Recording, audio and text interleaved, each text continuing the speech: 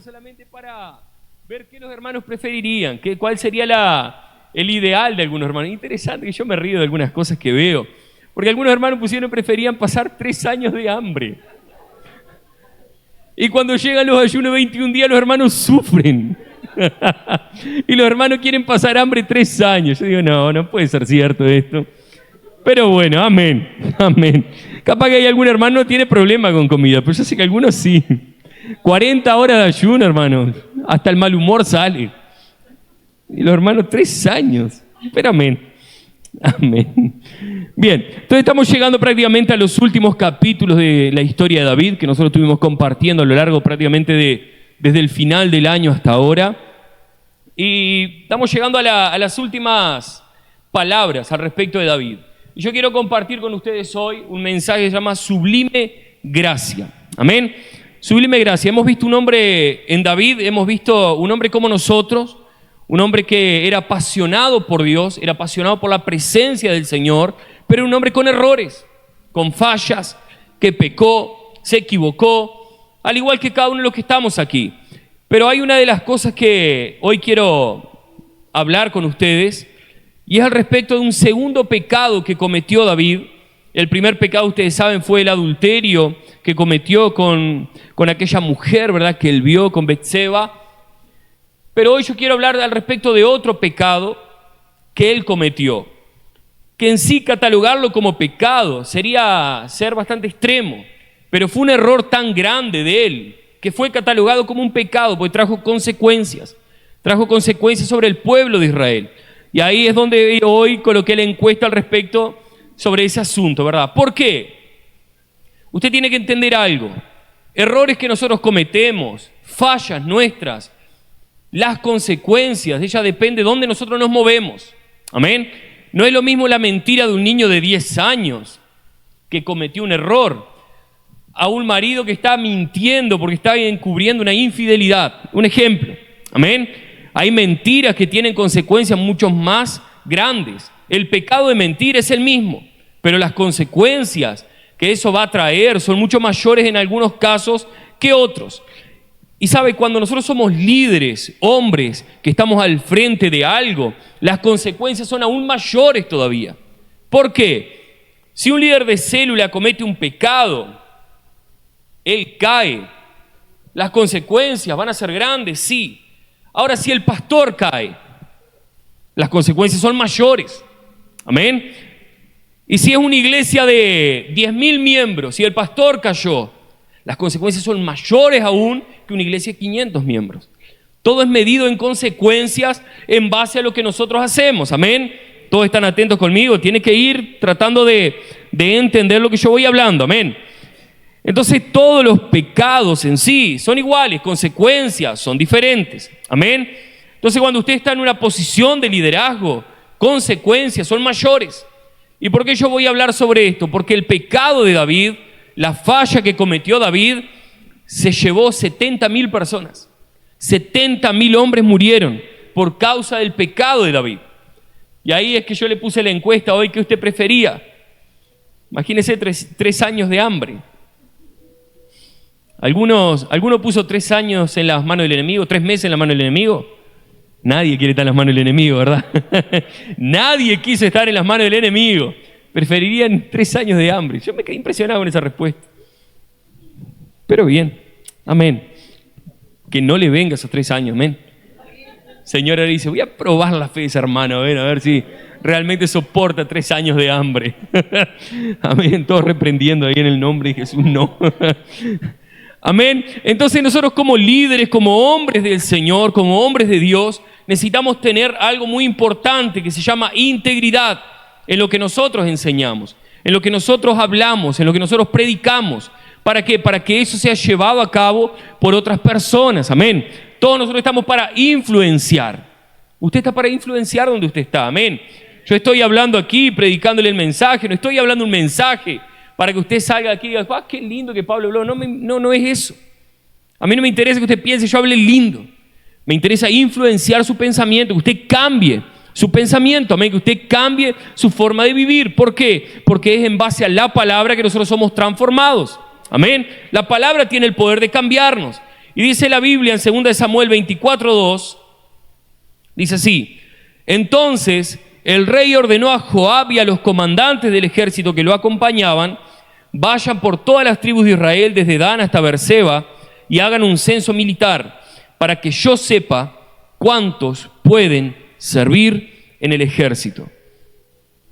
Usted dice un censo, y yo mientras meditaba de ayer y hoy meditaba en eso, digo, un censo, algo simple, algo sin maldad, podemos decir así. Usted mira la historia, usted leyó ya la historia de David, ¿ven? Y usted, un censo, algo normal. Él quería medir cuántos tenía disponibles para el ejército. Era algo normal que David tenía que hacer, porque él tenía un ejército, peleaba batallas, peleaba guerras, precisaba de un ejército, ¿sí? Amén. Entonces él dice, bueno, vamos a hacer un censo. Y algo que me llamó mucho la atención es que Joab, un hombre desleal, un hombre que había sido desleal a David, por primera vez dijo algo que estaba lleno de sabiduría, cargado de sabiduría. Este hombre por primera vez le habló a David de forma sabia y le trajo una palabra a David, pero solo que David hizo caso omiso y decidió seguir adelante con lo que él quería hacer.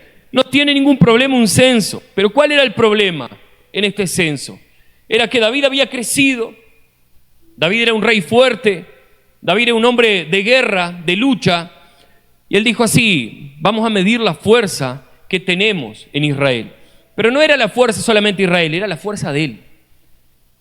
David había guerreado, había vencido muchas batallas, y él nunca había medido el ejército.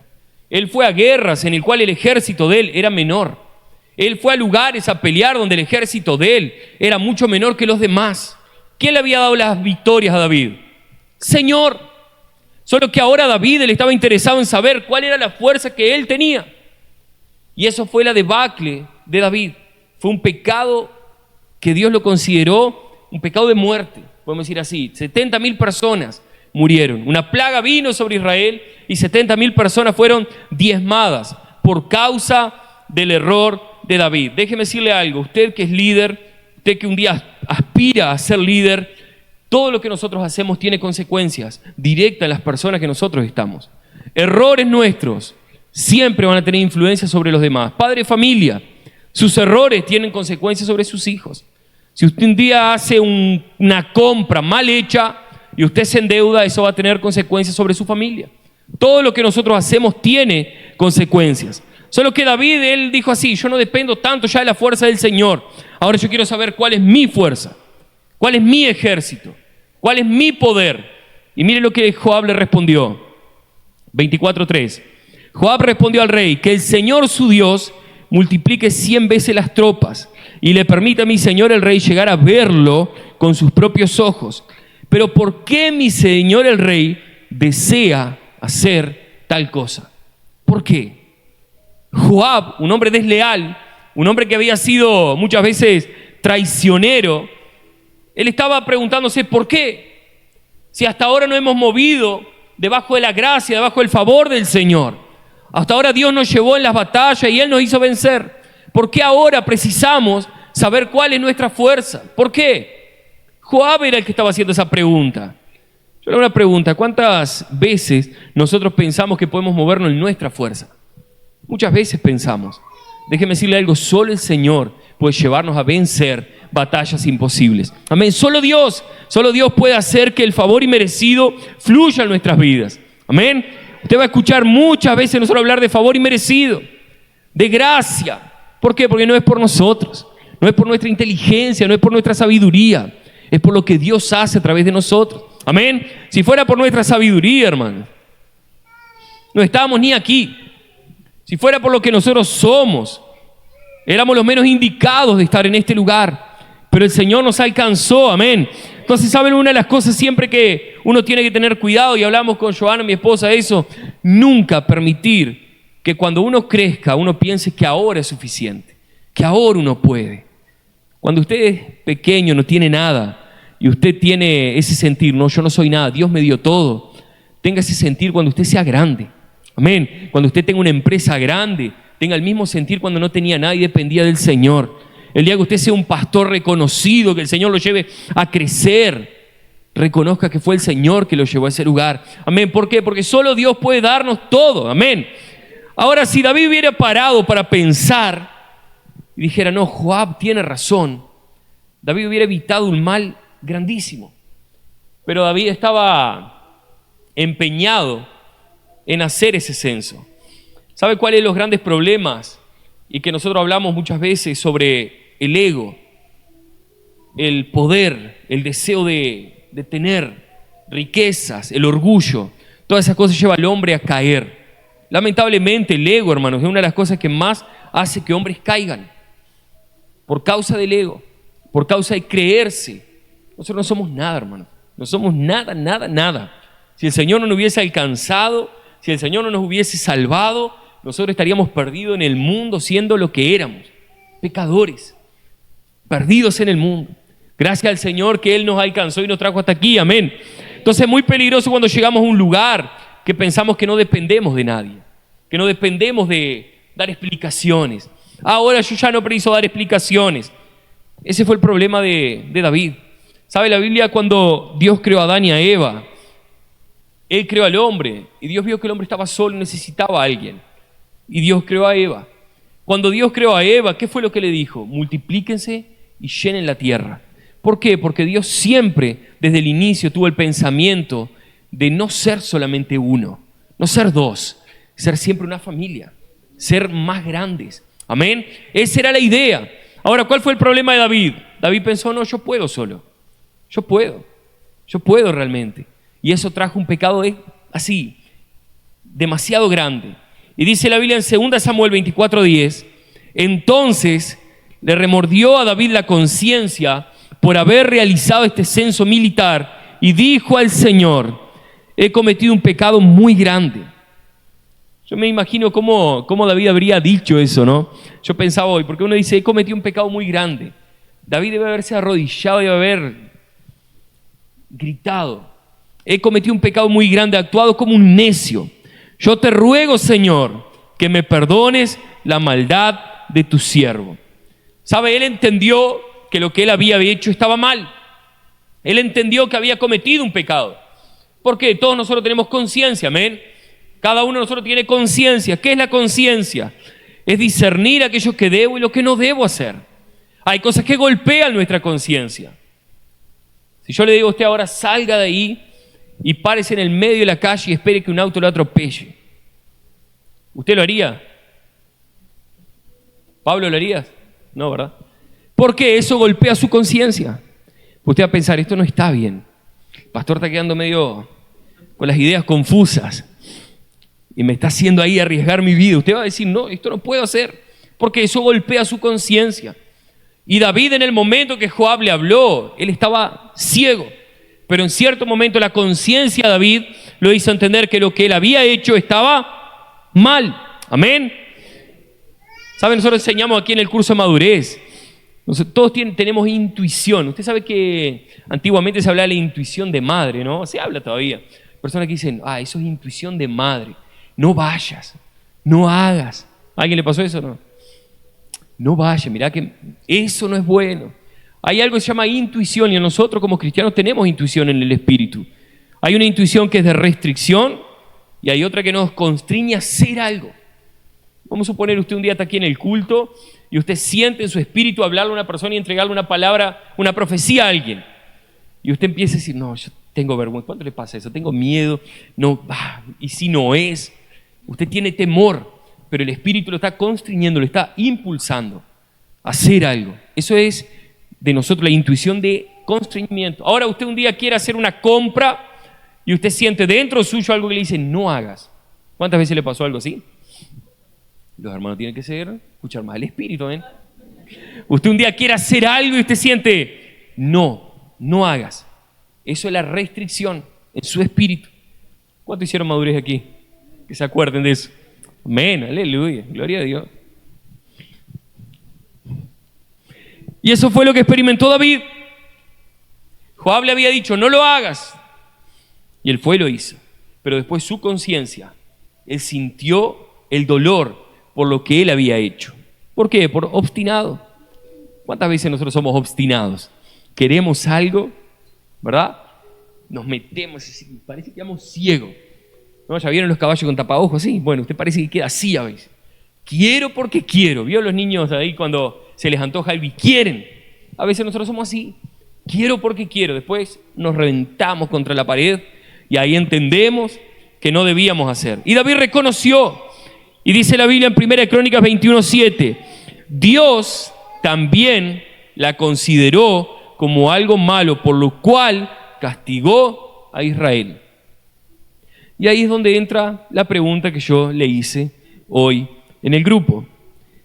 Dice la Biblia en 1 Crónicas 21:11, entonces Gad fue a ver a David y le dijo, así dice el Señor, elige una de estas tres cosas, 3 años de hambre o 3 meses de persecución y derrota por la espada de tus enemigos, o 3 días en los cuales el Señor castigará con plaga el país y su ángel traerá destrucción en todos los rincones de Israel. Piénsalo bien y dime qué debo responder al que me ha enviado. 3 opciones tenía David. 3 opciones tenía usted para elegir hoy. 3 opciones. David pensó, 3 años de hambre, mato al pueblo. 3 años de hambre. Yo no sé lo que usted pensó cuando puso esos 3 años de hambre, ni después le voy a preguntar a cada uno. No sé qué pensó cuando puso eso. Tal vez usted dijo, no, capaz que me voy a Tacuarembó, me voy a otro lugar, ¿verdad? Como en aquella época, ¿no? Israel estaba pasando mal, Egipto tenía comida, se fueron todos a Egipto. Usted capaz que pensó algo así. Argentina, Brasil. Algún lugar usted pensó en irse. Ahora, 3 meses en las manos de los enemigos. David dijo, no, las manos de los enemigos, esto va a ser caótico. ¿Sabe por qué David eligió 3 días en las manos del Señor? Porque él conocía a Dios. David en la antigua alianza conocía a Dios, hermano, y ustedes pidieron hambre. David conocía al Señor. Él sabía que Dios era bondadoso. Él sabía que Dios era bueno. David conocía. Pero aún así, nosotros tenemos un problema, que no estamos en la nueva alianza. Estamos en la antigua alianza. Dios en aquella época no era un Dios de gracia como hoy. No era todo gracia. En aquella época estamos en la época de la ley. Cuando había un pecado, tenía que venir castigo sobre un pecado. ¿Cuál fue el problema? El castigo vino. Pero aún así, y nosotros vamos a ir hacia adelante después viendo eso, David prefirió, no, yo quiero estar en las manos del Señor. Hoy en día, hermano, usted no tiene por qué pedir, no, yo prefiero el hambre. Prefiera siempre estar en las manos del Señor. ¿Por qué? Porque el Señor hoy, Él no es como antes. Hoy vivimos con un Dios de gracia, un Dios de favor. ¿Cuál es el problema? Lamentablemente, muchas personas hoy predican al respecto de un Dios que está esperando para castigarnos. Un Dios que está esperando para mandar una enfermedad, para mandar una crisis. El Señor hoy no trabaja de esa manera. El Señor es un Dios de amor. Amén. Es un Dios de amor. Es un Dios que realmente usted puede pecar. Usted va a pecar. Va a cometer errores. Va a traer consecuencias. Pero el Señor lo ama. ¿Cuántos tienen hijos aquí? Amén. Si un hijo suyo se equivoca, ¿cuál es el castigo que usted le trae? Plaga sobre él. Si un hijo suyo se equivoca, usted trae una enfermedad sobre él, hambre. Ahora te voy a dar 5 días de hambre. ¿Usted haría eso? Ahora, no sé, no vamos a dar otro ejemplo. Pero usted haría una cosa de esa. Hoy Dios trabaja de otra forma, hermano. Hoy Dios trabaja de otra manera. Jesús vino, murió por nosotros en la cruz. Sobre Él fue colocado todo el castigo. Hoy nosotros estamos en otra dispensación. Pero en aquella época hubo que sufrir el castigo. ¿Y qué fue lo que pasó? Dice la Biblia más adelante. Dice así, 2 Samuel 24:15. Por lo tanto, el Señor mandó contra Israel una peste que duró desde esa mañana hasta el tiempo señalado. Y en todo el país, desde Dan hasta Beerseba, murieron 70,000 personas. Solo piense conmigo, 70,000 personas murieron. Hoy Tacuarembó tiene más o menos un poco más que eso.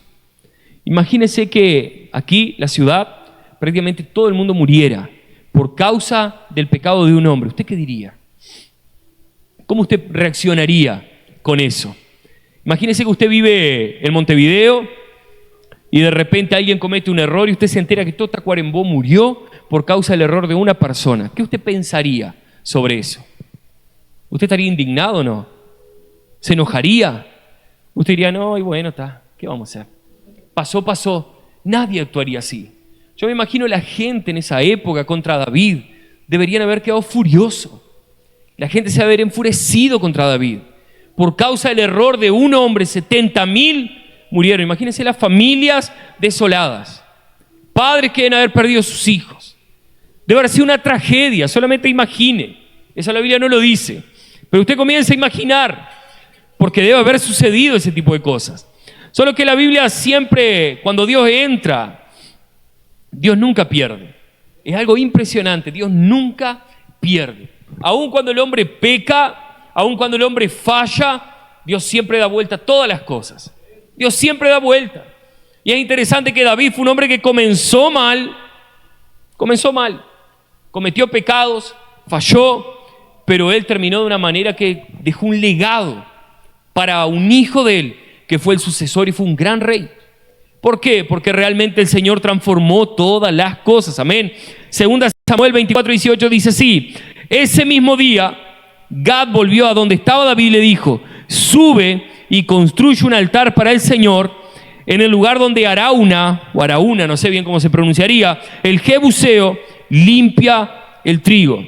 En medio del caos, en medio de la crisis, Dios ordena a David que él construyera un altar. ¿Y por qué es importante saber dónde David construyó este altar? Porque este lugar donde David construyó el altar iba a ser el lugar donde después iba a ser construido el templo. Interesante que el lugar donde el Señor dijo: construye un altar para que tu pecado, podemos decir así, sea perdonado, fue el lugar donde fue construido el altar. ¿Por qué? Porque Dios cambia todas las cosas. ¿Sabe una de las cosas que yo meditaba hoy y pensaba? Donde más el diablo nos atacó, donde más el diablo atacó su vida, donde más fue los lugares de más debilidad, donde usted más sufrió, es donde el Señor más se va a gloriar. Es donde el Señor más va a hacer cosas extraordinarias. ¿Por qué? Porque el Señor se gloría en nuestras debilidades. El Señor realmente, Él es glorificado en medio de nuestras debilidades. Amén. Y dice la Biblia que David construyó allí un altar, levantó en aquel lugar. Dice así, 1 Crónicas 22:1. Entonces dijo David: aquí se levantará el templo de Dios el Señor y el altar donde Israel ofrecerá el holocausto. Dios usó aquel lugar como un memorial para recordar que en aquel lugar donde había sido el perdón de un pecado, sería allí el lugar donde el Señor iba a levantar un memorial de las grandes cosas que Él haría. Amén. Usted puede comprender eso, puede comprender la grandeza de cómo Dios actúa, de cómo Dios hace. Por eso que yo siempre le digo a los hermanos, tal vez usted tenga debilidades, yo creo que todos tienen debilidades, pero el Señor se va a glorificar en sus debilidades. De sus debilidades el Señor va a hacer memoriales, para que un día usted mire hacia atrás y usted diga: cuán bueno fue Dios, cuán bueno ha sido el Señor. Yo realmente viví tiempo de dificultad, pero el Señor ha sido bueno con nosotros. El Señor ha sido extraordinario. ¿Sabe? El otro día nosotros estábamos analizando algo con Joan y pensando, en un año el Señor hizo cosas en nuestro matrimonio, en nuestra familia, que habían demorado años en suceder. En un año, el Señor hizo más cosas que en muchos años. Cosas que nosotros orábamos, anhelábamos, pedíamos. En un año el Señor nos dio todas esas cosas juntas. Y eso yo lo tomo como un memorial de lo que el Señor hizo en nuestras vidas. Recuerdo el año 2024 como un año donde el Señor hizo cosas extraordinarias. Inicio 2025, no podemos olvidarnos también. Pero el Señor hizo cosas grandes. Y eso para mí es memorial de lo que el Señor hace. ¿Por qué? Porque todo aquello que en algún momento fue tristeza, fue dificultad, fueron complicaciones, el Señor va a usar para transformar en alegría, en gozo, para que usted se acuerde que en aquellos momentos de dificultad el Señor hizo y transformó. Amén. Tal vez usted está pasando hoy tiempos difíciles. Recuerde estos días, porque el Señor va a levantar memoriales de lo que usted pasó hoy. Él va a transformar todas las cosas. Él cambia. Amén. David, podemos decir así, David podía haber vivido sus días después del pecado días de tristeza, días de amargura, pero sin embargo Dios hizo que todo aquello fuera transformado en gloria. ¿Y por qué la palabra se llama sublime gracia? Porque donde había abundado el pecado, Betsabé, había nacido Salomón, por medio de un matrimonio, podemos decir así, de pecado, que inició todo mal. El primer hijo había muerto, después nace Salomón. ¿Sabe lo que significa Salomón original? Shalomón, paz. David fue un hombre de guerra, pero Salomón fue un hombre de paz. Y déjeme decirle algo, Salomón fue el hombre que edificó el templo, que el Padre soñó. ¿Por qué? Porque Dios trabaja en la paz. Tal vez tiempos de guerra pasaron, van a venir tiempos de paz, tiempos de alegría, tiempos de poder construir, tiempos de poder edificar, amén, tiempos de ver la mano del Señor manifestándose. David guerreó, Salomón construyó, Salomón se dedicó a construir. El Señor va a traer días de construir. Tal vez usted no está viendo hoy. ¿Sabe? Para que un árbol crezca, primero las raíces tienen que ser forjadas para que después el árbol crezca. Nosotros a veces no vemos, pero algo se está formando. Después se va a ver. No se preocupe. Descanse en el Señor. Estoy viviendo días de tribulación, Pablo, días de dificultad, días de problemas. El Señor está forjando porque Él va a traer la edificación. Él va a comenzar a edificar, amén. David fue un hombre que luchó, Salomón construyó. Y el Señor nos va a dar todas esas cosas, amén. Dice la Biblia en 1 Reyes 1, 34, 35, para que el sacerdote Sadoc y el profeta Natán lo unjan como rey de Israel, toquen luego la trompeta y griten: ¡viva el rey Salomón! Después de eso regresen con él para que ocupe el trono en mi lugar y me suceda como rey, pues he dispuesto que sea él quien gobierne Israel y a Judá. Siempre que usted habla de Salomón, ¿qué es lo primero que le viene a memoria? Un hombre sabio, ¿sí o no? Un hombre que pidió una cosa: sabiduría para gobernar pueblo. ¿Sabe lo que usted precisa? Solamente sabiduría para que el Señor pueda trabajar en su vida. Usted no tiene falta de recursos, tiene falta de sabiduría para que el Señor lo haga prosperar. No tiene problemas matrimoniales, tiene falta de sabiduría para trabajar en su matrimonio. Tengo problemas, Pablo, de todo tipo. Falta sabiduría para que el Señor haga todas las cosas. Amén. Amén. ¿Cuántos están conmigo ahí? Salomón fue conocido como un rey sabio. Hizo cosas extraordinarias. ¿Sabe? Yo hoy leía todo lo que Salomón hizo. Fue algo así, sobrenatural.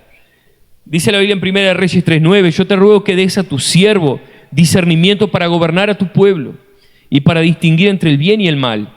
De lo contrario, ¿quién podrá gobernar este gran pueblo tuyo? Solo lo que usted precisa es sabiduría. Yo quería encontrar aquí que todo lo que él hizo, todas las cosas que hizo Salomón. Además de construir el templo, construyó el palacio real. ¿Sabe cuánto demoró esa obra? 13 años hasta ser construida. También fortificó la ciudad de Jerusalén y amplió sus muros. Otras ciudades fueron construidas como almacenes, como lugares de reserva. Fortaleció las rutas comerciales.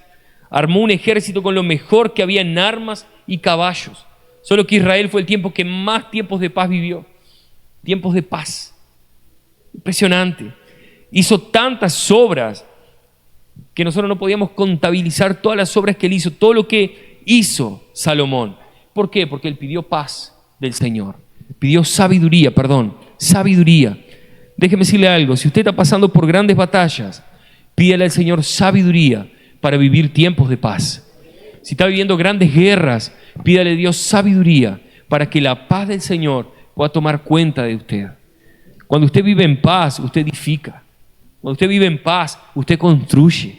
Nadie que está atribulado puede construir algo, edificar algo. Quien está atribulado no construye, hermano. Ahora, quien está en paz, ese sí edifica. Él fue un rey próspero. Gobernó Israel en tiempo de prosperidad financiera. Prosperidad. Eso es lo que nos da la sabiduría del Señor. Dice 1 Reyes 10, 6, 7. Entonces dijo al rey: todo lo que escuché en mi país acerca de tus triunfos y de tu sabiduría es cierto. No podía creer nada de eso hasta que vine y lo vi con mis propios ojos. En realidad no me habían contado ni siquiera la mitad. tanto en sabiduría como en riqueza. Superas todo lo que he oído, lo que había oído decir. Esa era la reina de Sabá, una mujer que fue hasta Salomón. O sea, lo que ella había escuchado no era ni siquiera la mitad de lo que ella vio. Que cuando personas lo vean, ellas digan, yo no había escuchado ni siquiera la mitad de lo que veo en vos. Las personas me dijeron que no, yo veo un hombre de paz, una mujer de paz, un hombre lleno del Espíritu Santo, un hombre lleno de riqueza, de abundancia del Señor. Porque todo eso es lo que el Señor tiene para nosotros. Todo. Amén. El Señor tiene todas esas cosas. El Señor no quiere que usted viva días de tribulación. Él quiere que usted viva días de paz, días de alegría, días de gozo. Amén.